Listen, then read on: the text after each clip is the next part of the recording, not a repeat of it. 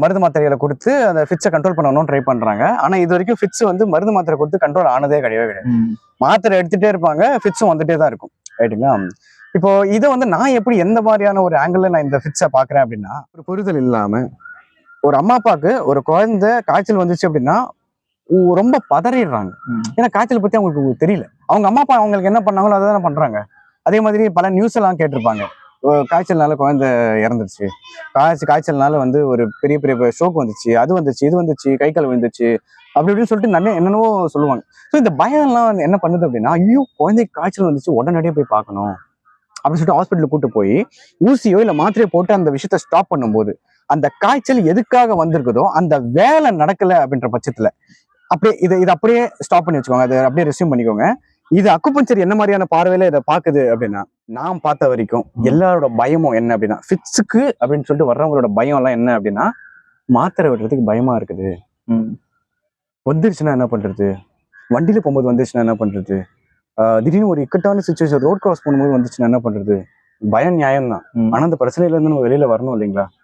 அப்போ ஃபிட்ஸ் வர்றதுக்கு பல விதமான காரணங்கள் இருக்குது. மாத்திரை போட்டாலும் ஃபிட்ஸ் வரும். இதுக்கு ஒரே தீர்வு என்ன அப்படின்னா, Listen to Life Podcast by Vignesh Krishnamurthy. Welcome to listen to life. நான் உங்கள் விக்னேஷ். ஏற்கனவே நம்ம காய்ச்சலை பற்றி ஒரு பதிவு மேற்கொண்டிருந்தோம். காய்ச்சல் ஏன் வருது, ஸோ காய்ச்சல்னால சளி வருது அப்படின்னா அதை எப்படி எதிர்கொள்றது அப்படின்னு. இன்னைக்கு காய்ச்சல் தொடர்பான பல கேள்விகளுக்கு வந்து பதில் சொல்றதுக்காக, தெளிவுபடுத்துறதுக்காக திரு ஹீலர் பிரகாஷ் இருக்காரு. வணக்கம் பிரகாஷ். வணக்கம் விக்னேஷ். ஏற்கனவே காய்ச்சல் பற்றி பேசியிருந்தோம். நம்ம இப்போ காய்ச்சல் வந்தா நிறைய பிரச்சனைகள் அது தொடர்ந்து வருது அப்படின்னு பெரும்பான்மையா எல்லாருமே கேட்குறாங்க. அதுல ஒண்ணு என்ன அப்படின்னா ஃபிட்ஸ் வருதா இருக்கட்டும். இப்போ காய்ச்சல் வந்தாலே எனக்கு இந்த மாதிரி ஃபிட்ஸ் வருது, அப்ப அது ஏன் வருது, அதை எப்படி எதிர்கொள்றது? காய்ச்சல்னாலே வந்து இப்போ காய்ச்சலை வந்து இயற்கையை நம்ம குணப்படுத்தணும்னு சொல்லிட்டு காய்ச்சலை பத்தி ரொம்ப ஆழமான கருத்துக்கள்லாம் நம்ம முந்தைய பதிவுல நம்ம பேசியிருக்கோம். எல்லாருமே யோசிக்கிறது, எல்லார் மனசுலயும் வர ஒரு கேள்வி, பயம் எல்லாமே வந்து என்னன்னா, காய்ச்சல் ஹை டெம்பரேச்சர் போயிடுச்சு அப்படின்னா ஃபிட்ஸ் வந்துடுது, என்ன பண்றது அப்படின்னு சொல்லிட்டு கேள்வி கேட்கறாங்க. இப்போ இந்த ஃபிட்ஸ் அப்படின்ற ஒரு விஷயம், சீஷர் அப்படின்றாங்க, எபிலெப்சி அப்படின்ற மாதிரி இந்த மாதிரி பல பேர்கள் இருக்கு. ஆங்கில மருத்துவம் வச்சிருக்கிற பேரு. ஆங்கில மருத்துவம் பார்க்குற பார்வை இது எப்படி அப்படின்னா, நியூரான்ஸோட ப்ராப்ளம்னு சொல்றாங்க. நரம்பு சம்மந்தப்பட்ட தகவல் தொடர்பு சம்மந்தப்பட்ட விஷயங்கள்ல வந்து பாதிப்பு ஏற்படும். அப்படிதான் அவங்க மாத்திரையும் தர்றாங்க. மருந்து மாத்திரைகளை கொடுத்து அந்த ஃபிட்ஸை கண்ட்ரோல் பண்ணணும்னு ட்ரை பண்றாங்க. ஆனா இது வரைக்கும் ஃபிட்ஸ் வந்து மருந்து மாத்திரை கொடுத்து கண்ட்ரோல் ஆனதே கிடையாது. மாத்திரை எடுத்துட்டே இருப்பாங்க, ஃபிட்ஸும் வந்துட்டே தான் இருக்கும். ரைட்டுங்களா? இப்போ இதை வந்து நான் எப்படி எந்த மாதிரியான ஒரு ஆங்கிள் நான் இந்த ஃபிட்ஸை பாக்குறேன் அப்படின்னா, இப்போ சின்ன வயசுல ஒரு குழந்தைக்கு காய்ச்சல் வருது அப்படின்ற பட்சத்துல, காய்ச்சல் பல விதத்துக்கு பல நோக்கத்துக்காக வருதுன்னு சொல்லிட்டு நம்ம பார்த்தோம். ஒவ்வொரு உறுப்பையுமே சீரமைக்கிற வேலைக்காக அப்புறம் கழிவுகள் அதிகமாயிடுச்சு அப்படின்னா அதை வெளியேற்றுற வேலைக்காக, இப்போ திடீர்னு ஒரு அதிர்ச்சி வந்துச்சு அப்படின்னா அந்த அதிர்ச்சியில என்னென்ன உறுப்புகள்லாம் பாதிக்கப்பட்டிருக்குதோ அந்த உறுப்புகளை மீட்டுருவாக்கம் செய்யறதுக்காக, இந்த மாதிரி பல விதமான சூழலுக்கு அடாப்ட் ஆகிறதுக்காக, கிளைமேட் டிரான்சிஷன் ஃபீவர் அப்படின்ற மாதிரிலாம் நம்ம சொல்றோம் இல்லைங்களா? அதை தானே வந்து இப்போ குளிர்காலத்துல மழை காலத்துல எல்லாம் அதிகமா சொல்லிட்டு இருக்காங்க. டெங்கு, மலேரியா அப்படி அப்படின்னு சொல்லிட்டு நிறைய காய்ச்சல் வகைகள் இருக்கு இல்லையா? அப்போ அது எல்லாமே ஏதோ ஒரு நோக்கத்துக்காக வந்துட்டு இருக்குது. காய்ச்சல் அப்படின்ற பட்சத்துல காய்ச்சலை பத்தின ஒரு புரிதல் இல்லாம ஒரு அம்மா அப்பாவுக்கு ஒரு குழந்தை காய்ச்சல் வந்துச்சு அப்படின்னா ரொம்ப பதறிடுறாங்க. ஏன்னா காய்ச்சல் பத்தி அவங்களுக்கு தெரியல. அவங்க அம்மா அப்பா அவங்களுக்கு என்ன பண்ணாங்களோ அதை தானே பண்றாங்க. அதே மாதிரி பல நியூஸ் எல்லாம் கேட்டிருப்பாங்க. காய்ச்சல்னால குழந்தை இறந்துருச்சு, காய்ச்சல்னால வந்து ஒரு பெரிய பெரிய ஸ்ட்ரோக் வந்துச்சு, அது வந்துச்சு, இது வந்துச்சு, கை கால் விழுந்துச்சு, அப்படி இப்படின்னு சொல்லிட்டு நிறைய என்னென்னவோ சொல்லுவாங்க. ஸோ இந்த பயம் எல்லாம் வந்து என்ன பண்ணுது அப்படின்னா, ஐயோ குழந்தைக்கு காய்ச்சல் வந்துச்சு, உடனடியே போய் பார்க்கணும் அப்படின்னு சொல்லிட்டு ஹாஸ்பிட்டலுக்கு கூட்டு போய் ஊசியோ இல்லை மாத்திரையோ போட்டு அந்த விஷயத்த ஸ்டாப் பண்ணும்போது அந்த காய்ச்சல் எதுக்காக வந்திருக்குதோ அந்த வேலை நடக்கல அப்படின்ற பட்சத்துல அப்படியே இதை அப்படியே ஸ்டாப் பண்ணி வச்சுக்கோங்க. அதை அப்படியே ரெஸ்யூம் பண்ணிக்கோங்க. இது அக்குபஞ்சர் என்ன மாதிரியான பார்வையில இதை பாக்குது அப்படின்னா, ஒவ்வொரு உறுப்புக்குமே நம்ம உடல்ல உள்ளுக்குள்ள 12 ராஜ உறுப்புகள் இருக்கு. அந்த 12 ராஜ உறுப்புகளுக்குமே தனித்துவமான சக்தி நாளங்கள் அப்படின்னு சொல்லக்கூடிய மெரிடியன்ஸ் இருக்கு. கம்ப்ளீட்டா கையில இருந்து கால்ல இருந்து ஒட்டுமொத்த உடல் ஃபுல்லாவே இருக்கு. ஒண்ணு தனித்துவம், ஒவ்வொரு உறுப்புக்கும் தனித்தனியான நாளங்கள் இருக்கு. அப்போ ஒரு உறுப்பு பாதிக்கப்பட்டுச்சு அப்படின்னா அந்த சக்தி நாளங்கள் தேக்கம் ஏற்படுது. அந்த அந்த சக்தி நலங்கள் தேக்கம் ஏற்பட்டுச்சு அப்படின்னா அந்த உறுப்புகளையும் பாதிப்பு ஏற்படுது. வைஸ் வர்சாவா வந்து இது இயங்கிட்டு இருக்கு. அப்போ ஒரு உறுப்பை சீரமைக்கிற வேலைக்காக அந்த காய்ச்சல் வந்திருக்குது அப்படின்ற பட்சத்துல அதை வந்து மருந்து மாத்திரைகள் கொண்டு அதை துண்டிக்கும் போது, அந்த விஷயத்த இது பண்ணும்போது சக்தி நாளங்கள்ல துண்டிப்பே ஏற்படுது. பிளாக்கேஜஸை தாண்டி ஒரு துண்டிப்பு அப்படின்ற ஒரு விஷயம் ஏற்படுது.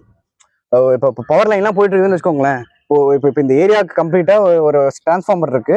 அந்த டிரான்ஸ்ஃபார்மர்ஸ்ல இருந்து ஒவ்வொரு கரண்ட் கம்பத்தை வச்சு இது பண்ணிட்டு இருக்காங்க அப்படின்ற பட்சத்துல ஏதோ ஒரு வேலை, ஏதோ மரம் விழுந்துச்சு அப்படின்னாலோ, இல்ல வந்து யாரோ வந்து ஏதோ லாரி போகும்போது அது அறுந்து விழுந்துச்சு அப்படின்னாலோ அந்த இடத்துல துண்டிக்கப்பட்டுரும் இல்லையா?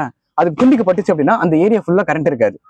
அந்த மாதிரி எந்த உறுப்புக்காக அந்த காய்ச்சல் வந்துச்சோ அதை இன்டர் பண்ணும்போது அந்த பர்டிகுலரான சக்தி நாளங்கள் துண்டிக்கப்படும் போது அதை வந்து இயங்கல அப்படின்னும் போது அதுக்கு அந்த உறுப்புக்கு போதுமான அளவுக்கு ஆற்றல் காற்றுல இருந்து உள்ள வரல அப்படின்ற சிச்சுவேஷன்ல அதை சீரமைக்கிறதுக்காக தான் ஃபிட்ஸ் வருது.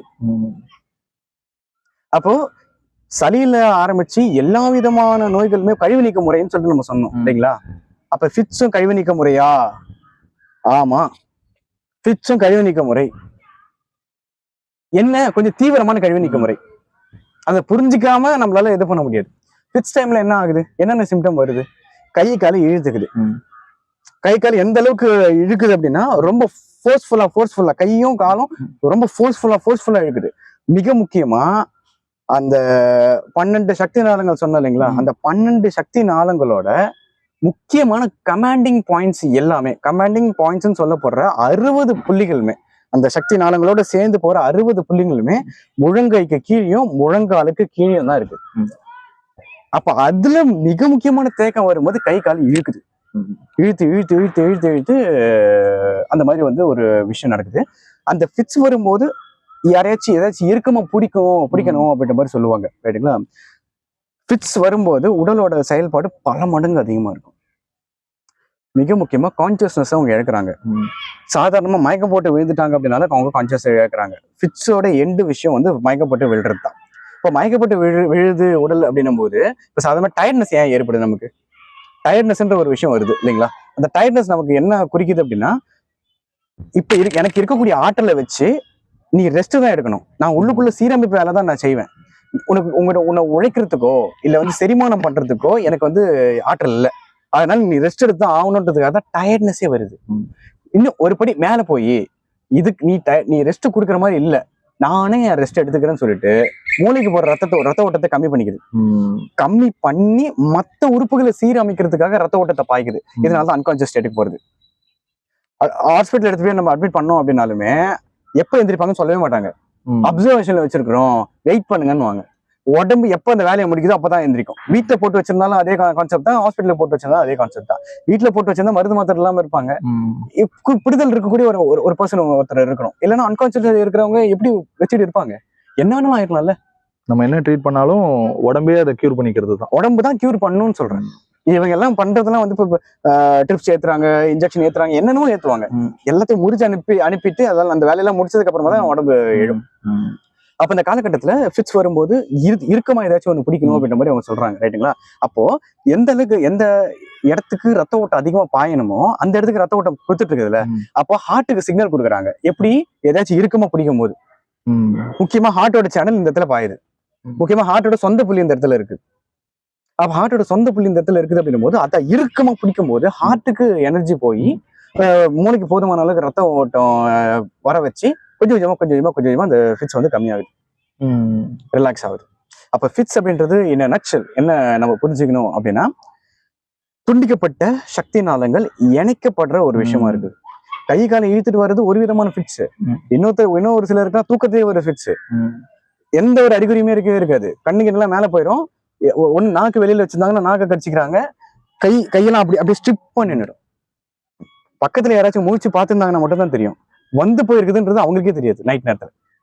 அந்த மாதிரி நிறைய பேர் நம்ம பார்த்துருக்கோம். ஃபிட்ஸ் வர்றதுக்கு பல விதமான காரணங்கள் இருக்குது. மாத்திரை போட்டாலும் ஃபிட்ஸ் வரும். இதுக்கு ஒரே தீர்வு என்ன அப்படின்னா, படிப்படியா ஒரு இயற்கை மருத்துவரோட வழிகாட்டலோட உணவு முறையும் வாழ்வியல் முறையையும் மெதுவா மாத்திக்கிட்டு மெதுவா தான் காய்ச்சல் அந்த மருந்து மாத்திரைகள்ல இருந்து நம்ம வெளியில் வர முடியும். உடனடியாகவும் மருந்து மாத்திரைகள்ல இருந்து நம்ம விடுபட முடியாது. கொஞ்சம் கொஞ்சமாக தான் விடுபடணும்.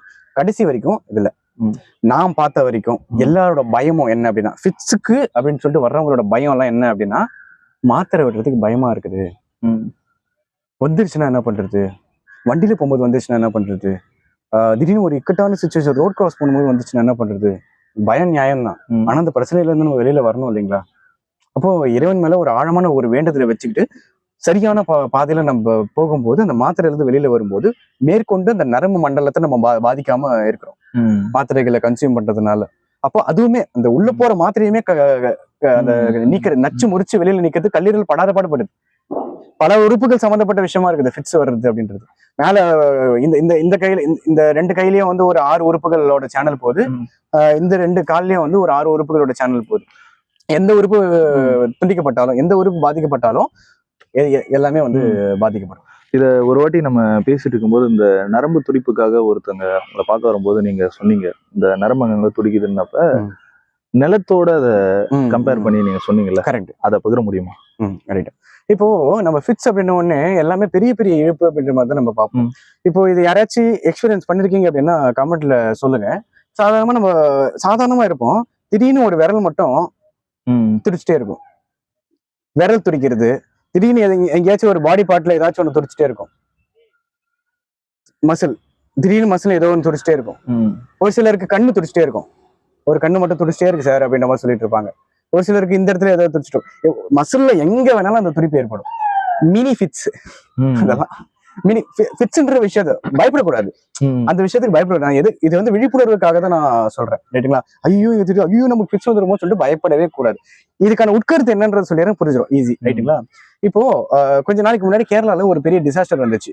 போன பருவ காலத்துக்கு முன்னாடி பருவ காலம்னு நினைக்கிறேன். நிலச்சரிவு ஏற்பட்டுச்சு வயநாடுலயா நினைக்கிறேன். வயநாட்டுல பெரிய நிலச்சரிவு ஏற்பட்டுச்சு. ஏன் அந்த நிலச்சரிவு ஏற்பட்டுச்சு யோசிங்க. மரங்கள் வந்து ஒரு மிக முக்கியமான ஒரு பங்கு வகிக்குதுங்க. அப்போ டீஃபாரஸ்டேஷன் அப்படின்ற ஒரு விஷயம், மரங்களை வெட்டி அழிக்கிறதுனால அந்த வேர்கள் இருக்கு இல்லையா. இப்போ நம்ம மரங்கள் பாக்குறோம் அப்படின்னும் போது இது ஒரு 10 அடியோ இல்ல 20 அடியோ 30 அடியோ இந்த மரங்கள் இருக்குது, ரைட்டுங்களா. ஆனா இதை விட டபுள் மடங்கு ட்ரிபிள் மடங்கு ஆழத்துல வேர் போயிருக்கும்ல. அப்ப இந்த வேர்கள் எந்த அளவுக்கு நிலத்தை இறுக்கமா பிடிச்சிருக்குதோ அந்த அளவுக்கு நிலச்சரிவு அப்படின்றது தவிர்க்கப்படும். அப்ப அந்த இடத்துல டீஃபாரஸ்டேஷன் நடந்ததுனாலதான் நிலச்சரிவு அதிகமா ஏற்பட ஆரம்பிச்சது. இது அப்படியே நம்மளோட உடலை பொருத்தி பார்க்கணும். நிலம் அப்படின்றது நம்மளோட மண்ணீரலை குறிக்கிறோம் நம்ம.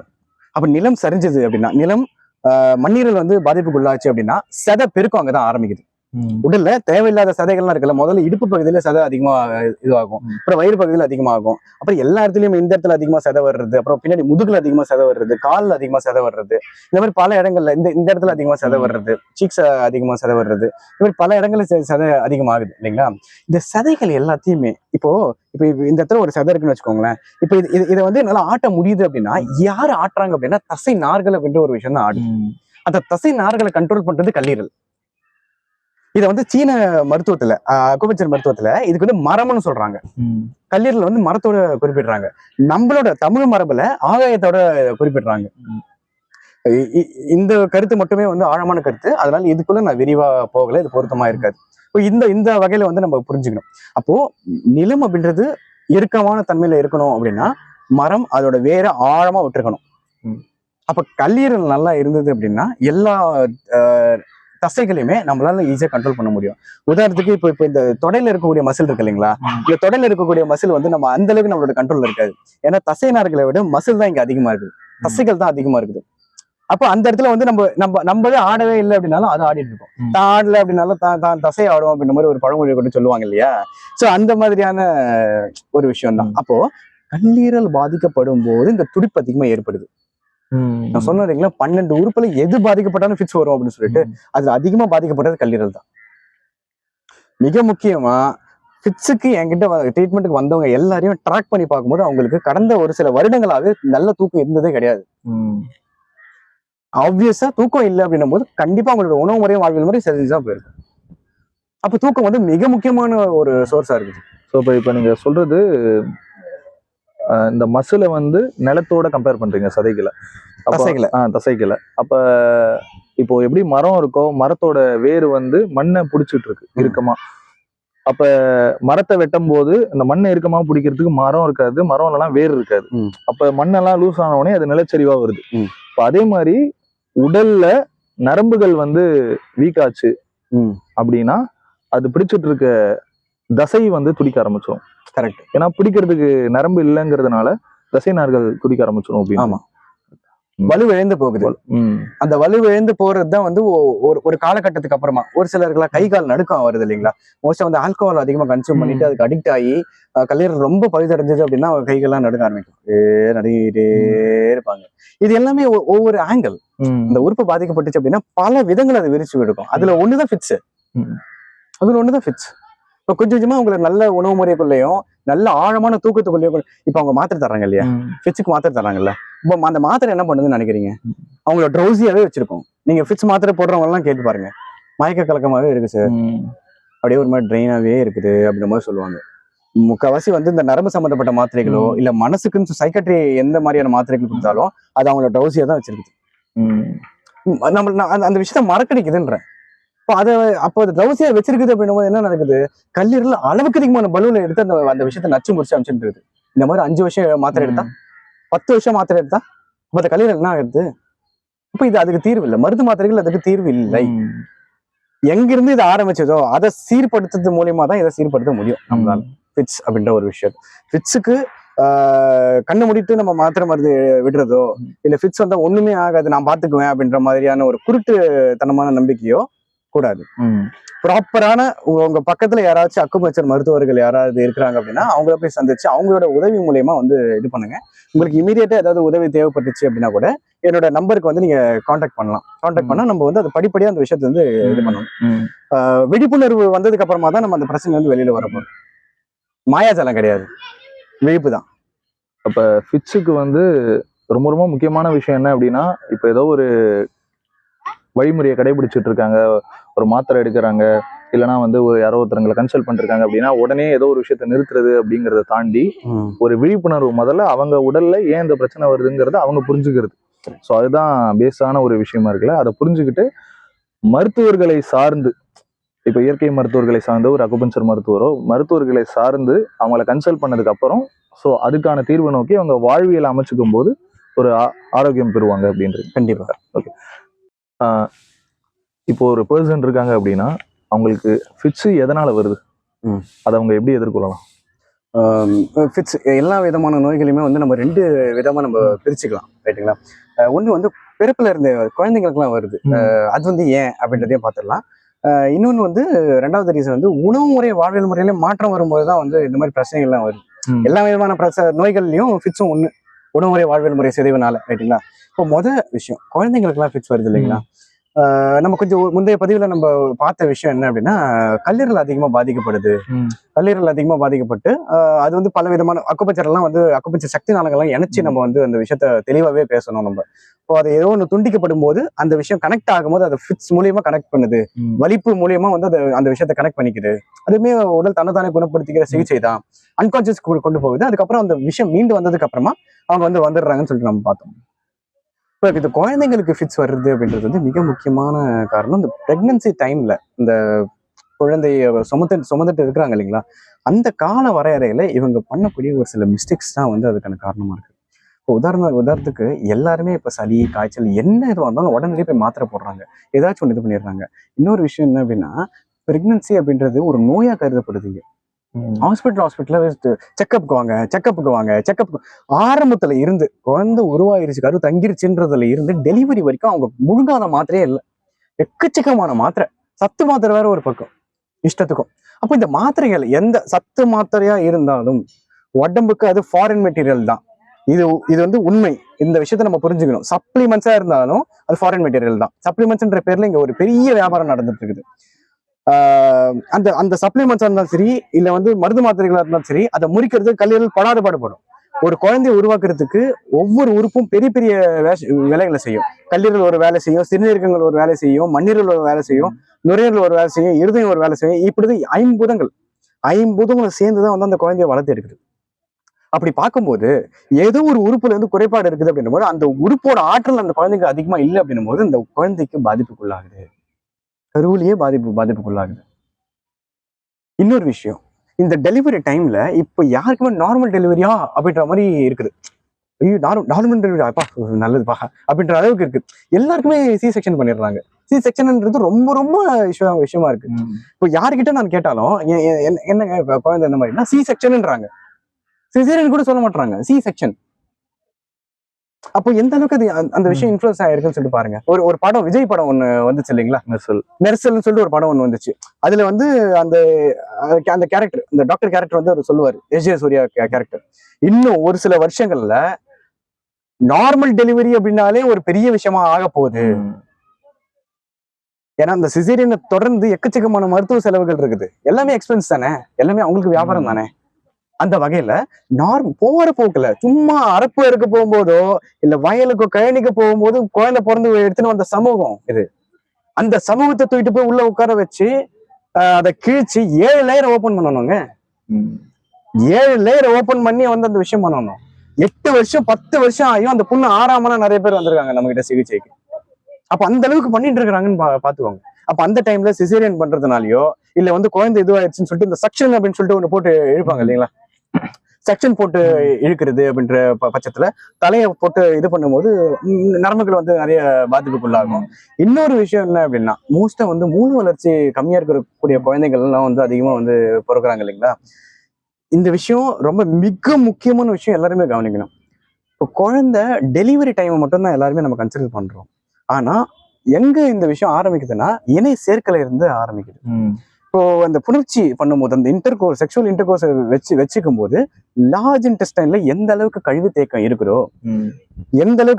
இருக்குதோ, அந்த அளவுக்கு மூளை சம்பந்தப்பட்ட பிரச்சனை வந்து அந்த குழந்தைகளுக்கு வரும்.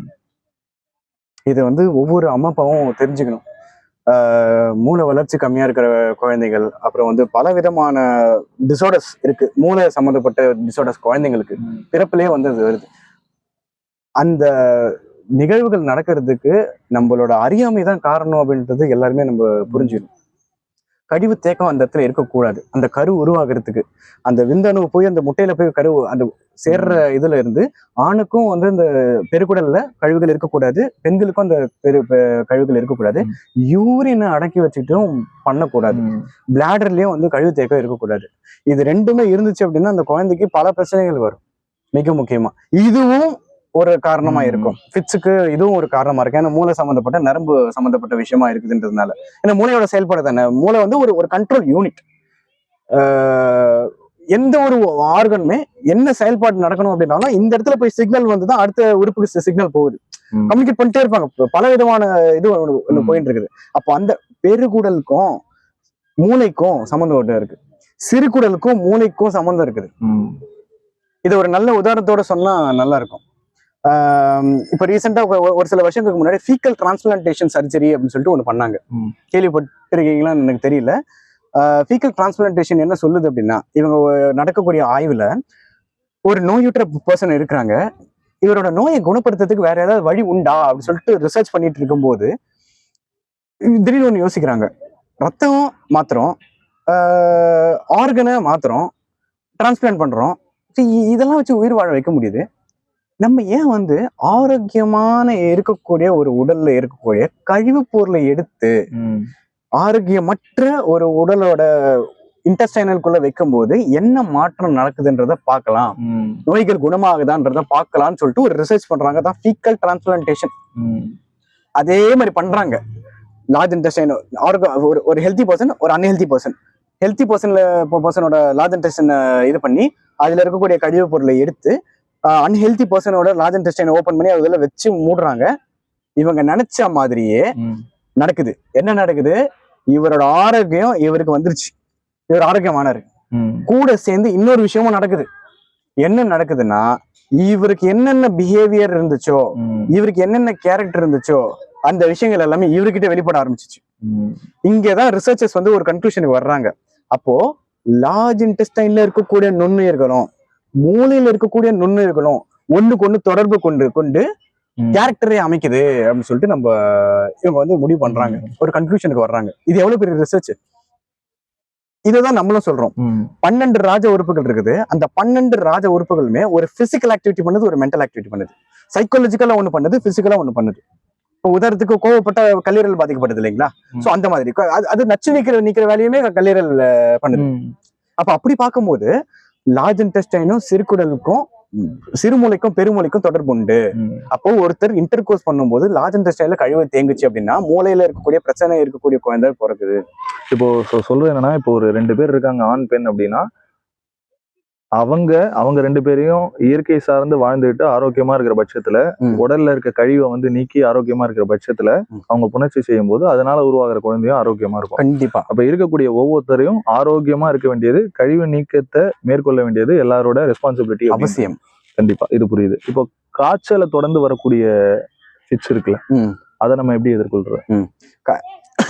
காய்ச்சல் சம்மந்தப்பட்ட ஃபிட்ஸ் வந்து காய்ச்சல் அடக்கும் போது வர அடுத்தடுத்த படிநிலை தான். ஒவ்வொரு வாட்டி காய்ச்சல் வரும்போதும் அந்த ஃபிட்ஸ் அப்படின்ற ஒரு விஷயம் வெளிப்படுது. இது வந்து திருப்பி மருந்து மாத்திரை, அந்த காய்ச்சல் டியூரிங் தி காய்ச்சல் நம்ம வந்து நம்ம மாத்திரை எடுக்கிறதோ இல்ல சளி வந்தாலும் உடனடியே பேராசிட்டமாலுக்கு போறதோ அட்வைசபிள் கிடையாது. திருப்பி மேல பிரச்சனைகளை அதிகப்படுத்திட்டே தான் போகும்.